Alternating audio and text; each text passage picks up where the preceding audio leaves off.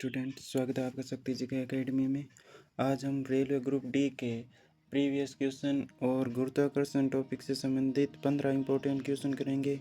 तो बिना किसी देरी के साथ आज का सेशन शुरू करते हैं। अगर चैनल पर नए हो तो चैनल को सब्सक्राइब जरूर कर देना।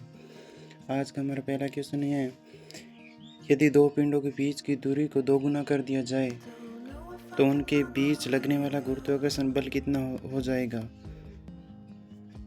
गुरुत्वाकर्षण बल कितना हो जाएगा? तो इसका आंसर क्या होगा? इसका आंसर हो जाएगा 1/4 हो जाएगा, यानी कि आंसर नंबर सी। इसका सही आंसर सी होगा। गुरुत्वाकर्षण बल दूरी के वर्ग के व्युत्क्रमानुपाती होता है। यदि दूरी दोगुनी हो जाती है तो बल इसका 1/4 गुना यानी कि 1/4 हो जाएगा।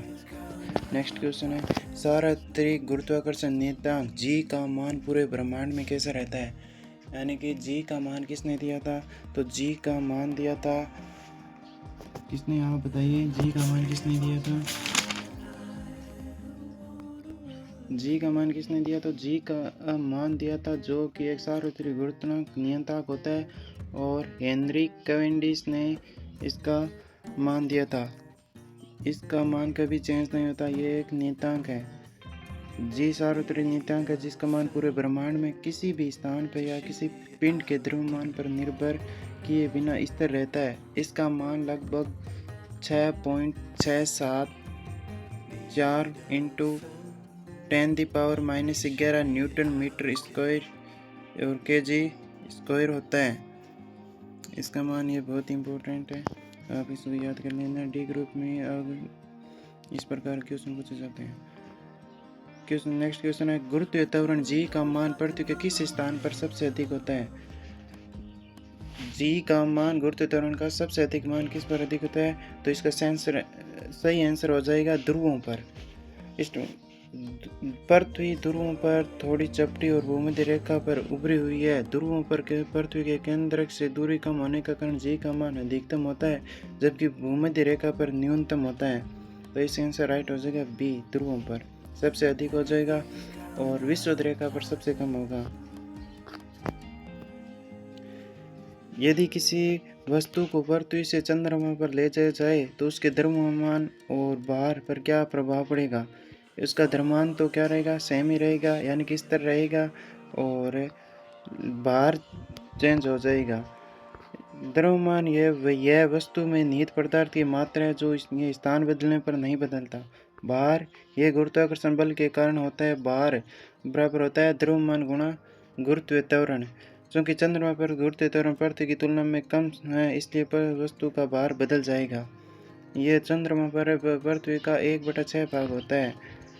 नेक्स्ट क्वेश्चन, चंद्रमा पर किसी वस्तु का भार पृथ्वी पर उसके भार का लगभग कितना भाग होता है? तो इसका राइट आंसर हो जाएगा बी, 1/6 भाग।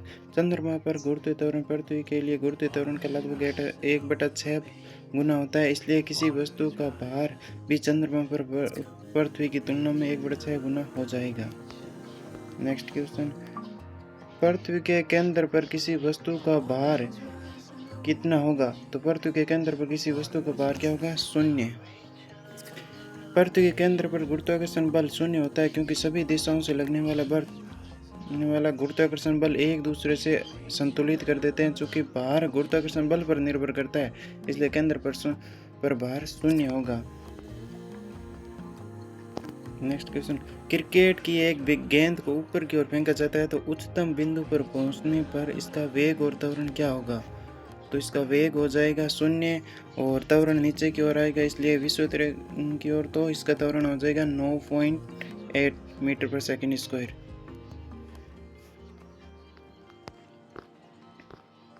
वेग उच्चतम बिंदु पर गेंद क्षण भर के लिए रुकती है, इसलिए इसका वेग 0 होता है। तो गुरुत्वाकर्षण बल लगातार नीचे की ओर कार्य करता है, इसलिए गुरुत्वाकर्षण जी हमेशा नीचे की ओर 9.8 मीटर पर सेकंड स्क्वायर होता है, भले ही वस्तु ऊपर जा रही हो या नीचे जा रही हो। नेक्स्ट क्वेश्चन, मुक्त रूप से गिरती हुई किसी वस्तु में कौन सा त्वरण काम करता है? तो किसी वस्तु में गिरती हुई में गुरुत्वीय त्वरण ही काम करता है। मुक्त पतन वह स्थिति है जहाँ किसी वस्तु पर केवल गुरुत्वाकर्षण बल कार्य करता है। इस स्थिति में गुरुत्वीय त्वरण जी के अधीन गति करता है। तो इसका सही राइट आंसर हो जाएगा सी। नेक्स्ट क्वेश्चन, केपलर का पहला नियम यह बताता है कि ग्रहों की कक्षा का आकार कैसा होता है। यानी कि एक क्वेश्चन यही हो जाएगा कि ग्रहों का नियम किसने दिया, तो केपलर ने दिया था। इसका राइट आंसर हो जाएगा दीर्घवृत्ताकार। केपलर का पहला नियम बताता है कि ग्रह सूर्य के चारों ओर दीर्घवृत्ताकार कक्षा में घूमते हैं और सूर्य इन दीर्घवृत्ताकारों में एक फोकस पर स्थिर रहता है। इसका right answer B. Next question, यदि किसी वस्तु का द्रव्यमान 10 केजी और पृथ्वी की सतह पर उसका भार लगभग 9.8 है तो मीटर पर सेकेंड में उसकी तो W बराबर होता है m गुणा जी। तो इसका राइट आंसर हो जाएगा 98 न्यूटन। भार बराबर होता है द्रव्यमान गुणा गुरुत्व त्वरण, इसलिए इसका राइट आंसर है बी। नेक्स्ट क्वेश्चन, निर्वात में एक लोहे की कील और एक पंख को समान ऊंचाई से एक ही साथ गिराया जाता है तो कौन सा पहले जमीन पर पहुंचेगा। तो इसका राइट आंसर हो जाएगा दोनों एक साथ जमीन पर पहुंचेंगे। निर्वात में वायु प्रतिरोध अनुपस्थित होता है। गैलीलियो के प्रयोग से सिद्ध हुआ कि निर्वात में सभी वस्तुएं उनके द्रव्यमान या आकार की परवाह किए बिना समान गुरुत्व त्वरण के साथ गिरती है और एक साथ जमीन पर पहुंचती है। नेक्स्ट क्वेश्चन, गुरुत्वाकर्षण का सार्वत्रिक नियतांक किसने प्रतिपादित किया था। तो यह प्रतिपादित किया था आइजैक न्यूटन ने। जी का मायने तो दिया था हेनरी क्वेंटिस ने और ये नियम दिया था सर आइजैक न्यूटन ने।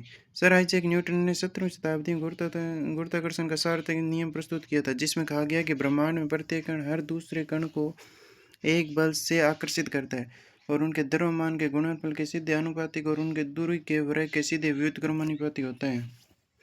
नेक्स्ट क्वेश्चन, किसी वस्तु के द्रव्यमान को और भार में क्या अंतर होता है। तो द्रव्यमान होता है जो कि चेंज हो जाता है और भार चेंज नहीं होता है किसी स्थान बदलने के साथ। लेकिन इसका आंसर ये है बी। यह वस्तु का जड़त्व को मापने का काम भी करता है। द्रव्यमान, यदि किसी वस्तु में निहित पदार्थ की मात्रा होती है, किसी द्रव्यमान क्या होती है, किसी वस्तु में निहित पदार्थ की मात्रा होती है। द्रव्यमान एक अदिश राशि है, इसमें केवल परिणाम होता है, दिशा नहीं होती।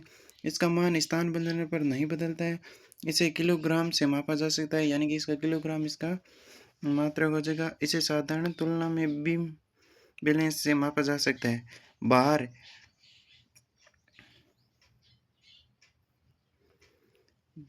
यह वह बल है जिसमें पृथ्वी या कोई अन्य गोलपिंड किसी वस्तु को अपनी ओर आकर्षित करता है। यह एक अदिश राशि है।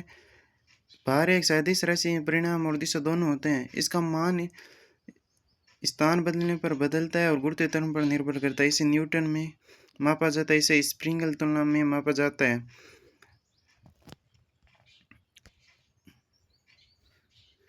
समुद्र में आने वाला ज्वार भाटा का मुख्य कारण क्या है। तो इसका मुख्य कारण हो जाएगा पृथ्वी और चंद्रमा और सूर्य का गुरुत्वाकर्षण खिंचाव। नेक्स्ट क्वेश्चन, यदि किसी पिंड को पृथ्वी के गुरुत्वाकर्षण क्षेत्र से बाहर भेजना हो तो उसे किस न्यूनतम वेग से फेंकना होगा।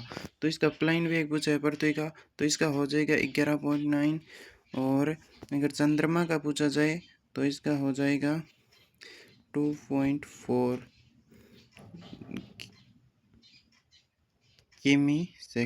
किलोमीटर पर सेकेंड हो जाएगा। इसी प्रकार के ये साइंस के क्वेश्चन और जीके जीएस के क्वेश्चन के लिए आप शक्ति जीके एकेडमी को फॉलो करना ना भूलें और वीडियो पसंद आए लाइक शेयर जरूर करें। ओके, धन्यवाद।